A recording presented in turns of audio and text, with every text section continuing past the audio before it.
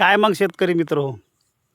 हां, सोपं नाही. रानपाणी द्यावं लागते, दांडात बसून राहावं लागते. त्या काटकून लावलं, इथं आपलं वल्लं होईस्तोवर हे हटता येत नाही भाऊ, जागेवर बसून राहावं लागते. रात्रीचे तसं दशाच दशा. पण आपली रात्रीचे टाईम संपला, आपल्याला भेटलं सोलार. आता हे फोकणीचं किती दिवस चालते की. तोपर्यंत पाणी देत राहावं आपलं रात्रीला.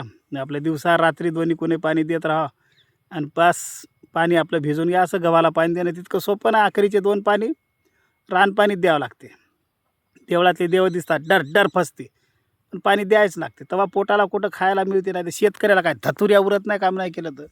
हां, शेतकरी होणं काय सोपं नाही भाऊ.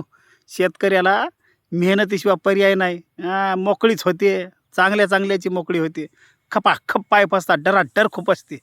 तेव्हा समजते पाणी देणं किती सोपं आहे आणि किती अवघड आहे. जोक नाही आहे शेती करणं. चांगल्याची मूर्ती. भले शेतीमध्ये थकतात. आपणच शेतकरी हो, निपतो शेतीमध्ये.